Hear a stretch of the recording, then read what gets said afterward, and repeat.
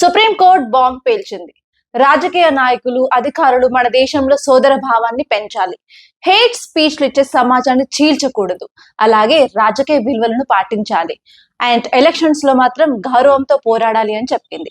అసలు సుప్రీంకోర్టు ఈ guide lines ఇవ్వడానికి మేజర్ రీజన్ ఏంటి, దీని వెనకాల బ్యాక్గ్రౌండ్ ఏంటో క్లియర్ గా ఈ వీడియోలో చూద్దాం. ఈ కేసు యొక్క బ్యాక్గ్రౌండ్ చూసుకున్నట్లయితే మన దేశంలో కొంతమంది ముఖ్యమంత్రులు అలాగే అధికారులు కొన్ని పొలిటికల్ పార్టీస్ చేసే ప్రసంగాల్లో ఓన్లీ మైనారిటీస్ ని టార్గెట్ చేసి దాని వల్ల వివక్ష అనేది తలెత్తుతుంది అని చెప్పి చాలా కేసులు అయితే నమోదయ్యాయి. రీసెంట్ గా ఎగ్జాంపుల్ చూసుకున్నట్లయితే అస్సాం ముఖ్యమంత్రి ప్రసంగంలో కూడా ఇలాంటి ఇష్యూస్ ని రేస్ చేశారు.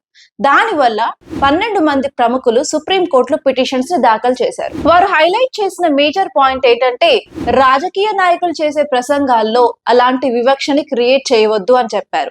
అండ్ వాళ్ళు ఇచ్చే స్పీచెస్ కి క్లియర్ కట్ గా గైడ్ లైన్స్ ఇవ్వాలని కోరారు. అంతేకాకుండా మన రాజ్యాంగంలోని వాల్యూస్ కి విరుద్ధంగా ఉండకూడదని కూడా చెప్పారు. సుప్రీంకోర్టు ఈ కేసులో ఫైనల్ గా ఏం చెప్పిందంటే రాజకీయ నాయకులు బ్రదర్హుడ్ అంటే ఫ్రాటర్నిటీని పెంచాలి, అలాగే కాన్స్టిట్యూషనల్ మొరాలిటీని ఇంప్రూవ్ చేయాలి, సమానత్వాన్ని ప్రమోట్ చేయాలి, ఎన్నికలు విభజనతో కాకుండా గౌరవంగా జరపాలి అని చెప్పారు. ఇదంతా సుప్రీంకోర్టు చెప్పినప్పటికీ కూడా ప్రస్తుత పిటిషన్ ని సుప్రీంకోర్టు తీసుకోలేదు.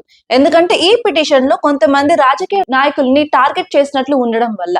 అందుకే కొత్త సాధారణ పిటిషన్ ను పెట్టమని చెప్పి సుప్రీంకోర్టు సూచించింది. సుప్రీంకోర్టు ఇప్పుడు ఇలాంటి అడ్వైస్ ఇవ్వడానికి మేజర్ రీజన్ ఏంటంటే ఇలాంటి హేట్ స్పీచ్ వల్ల మన సమాజంలో భయాందోళనలు పెరుగుతాయి, ఉద్రిక్తతలు పెరుగుతాయి, అండ్ ఈవెన్ టెన్షన్స్ పెరుగుతాయి.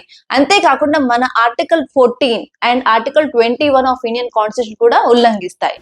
అండ్ మనం చూసుకున్నట్లయితే ఇండియాకి ఇండిపెండెన్స్ వచ్చి 75 years దాటినప్పటికీ కూడా ఇలాంటి చిన్న చిన్న ప్రాబ్లమ్స్ వల్ల లా అండ్ ఆర్డర్ డిస్టర్బెన్స్ వస్తున్నాయని చెప్పి సుప్రీంకోర్టు చెప్పింది. అంతేకాదు నాయకులు బాధ్యతాయుతంగా మాట్లాడాలి, అంతేకాకుండా అందరికి సమాన హక్కుల్ని ప్రొవైడ్ చేయాలి అని చెప్పింది. మనం మాట్లాడే మాటలు మన ఆలోచన బట్టి ఉంటాయి.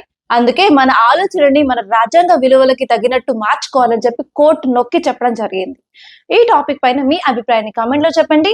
మీకు ఈ వీడియో నచ్చినట్లయితే లైక్ చేయండి, అలాగే షేర్ చేయండి. మరిన్ని కరెంట్ అఫైర్స్ అప్డేట్స్ కోసం మన ఛానల్ సబ్స్క్రైబ్ చేసుకోండి.